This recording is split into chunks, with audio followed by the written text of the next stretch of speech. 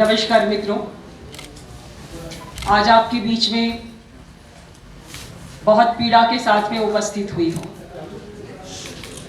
मैं अपनी बात की शुरुआत करूँ उसके पहले मैं आपको एक वीडियो दिखाना चाहती हूँ कि उस महिला की पीड़ा क्या है। उसके बाद मैं अपनी बात की शुरुआत करूँगी।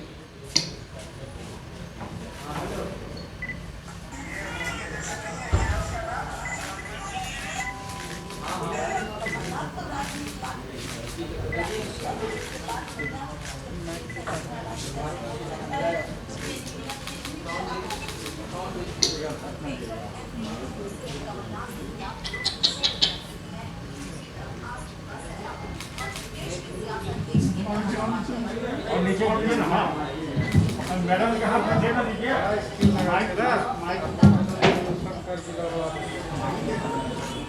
खड़े होके दिखाऊं?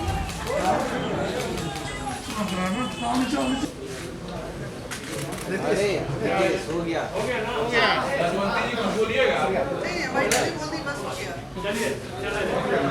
बंधुओं, जो आपको ये बिलखती हुई महिला दिखाई दे रही है, ये मध्य प्रदेश की पूर्व मंत्री हैं और आज चुनाव लड़ रही है। उनके ऊपर जिस प्रकार की अभद्र टिप्पणी की गई, उस अभद्र टिप्पणी के कारण वो हमारी बहन बिलख रही है। कांग्रेस की सरकार ने इसके पूर्व भी बहनों को हमेशा इन्हीं परिस्थितियों के लिए खड़ा किया है कि वो हमेशा और हमेशा केवल आंसुओं के माध्यम से अपनी बात कह पाए। ये अभद्र टिप्पणी जिसे मैं आपके सामने कहते हुए संकोच कर रही हूं, वो टिप्पणी मैं आपके सामने नहीं कह पा रही हूं। वो मध्य प्रदेश के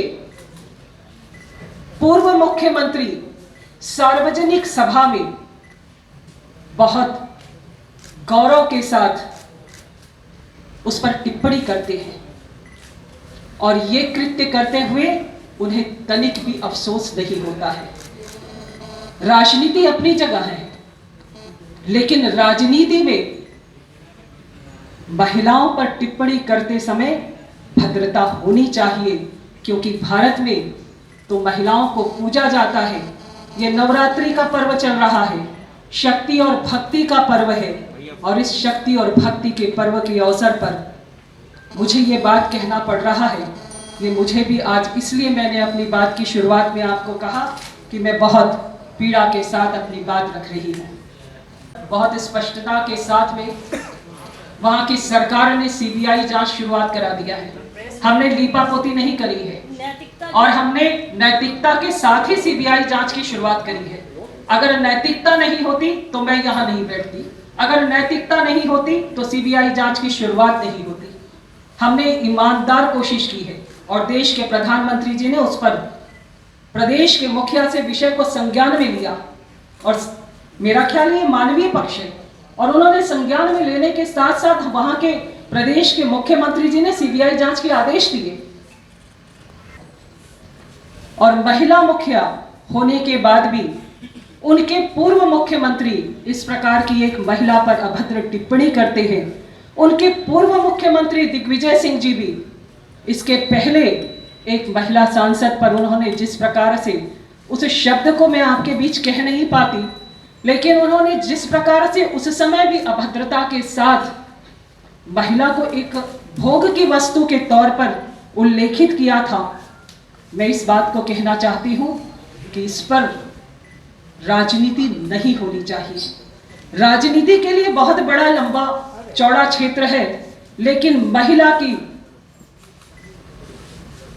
शुद्धता के साथ, पवित्रता के साथ कहीं राजनीति अगर कोई करता है तो ये पीड़ा उसे कहीं जीने नहीं देती है। नैना साहनी हत्याकांड हो या आपके बिहार में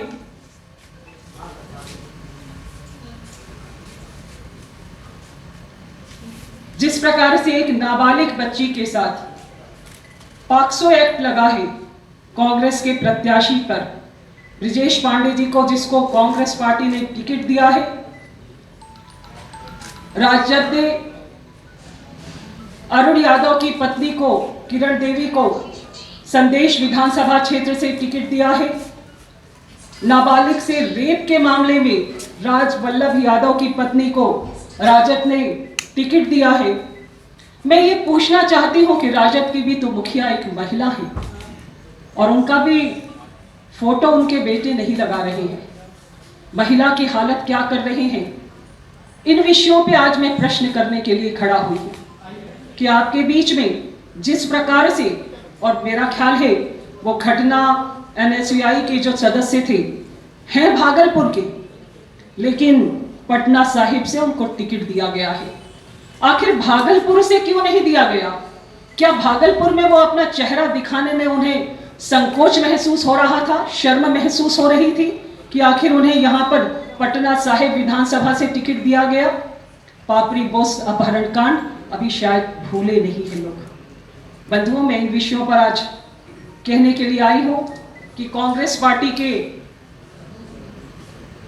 नेता जो एक महिला है, राजद की मुखिया जो महिला है राबड़ी देवी, वो इस पर क्या जवाब देंगी?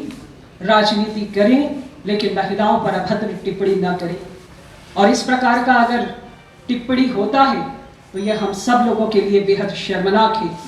देश के प्रधानमंत्री ने पहली बार शुरुआत करी इन परिस्थितियों से हम लोगों को निकालने की। बेटी बचाओ बेटी पढ़ाओ के साथ उन्होंने अगर ये शुरुआत करी, उज्ज्वला योजना की शुरुआत केवल और केवल बहनों के लिए करी। 46 लाख से ज्यादा लोगों को बिहार के क्षेत्र में उज्ज्वला योजना का लाभ मिला है। बहुत सारी योजनाएं देश के प्रधानमंत्री ने बहुत मजबूती के साथ बिना राजनीति के रण में खेले उन्होंने ईमानदारी से महिलाओं को साथ देने की शुरुआत करी। 3 तलाक का मुद्दा उसमें सबसे प्रमुख तौर पर है। हर बार 3 तलाक के मुद्दे पर जब कभी कोई राजनीतिक दल शुरुआत करता था तो वो वोट की राजनीति चढ़ जाता था। देश के प्रधानमंत्री ने कहा कि महिला की अस्मिता सबसे ऊपर है और महिला की अस्मिता से खिलवाड़ करने मुख्यमंत्री ने जिस प्रकार से कहा, आज वो बहन बिलख बिलख कर रो रही है। प्रदेश में मध्य प्रदेश के मुख्यमंत्री माननीय शिवराज सिंह चौहान जी ने उपवास शुरू किया है। उन्हें 1 घंटा से ज्यादा उपवास हो गया है, उन्होंने 2 घंटे का उपवास शुरू किया है। और हम बहनें जो आज मंच पर उपस्थित हैं, हम सब बहनें आज इसी समय से 4 घंटे का उपवास शुरू करती है कि हमारी अस्मिता से मत खेलिए।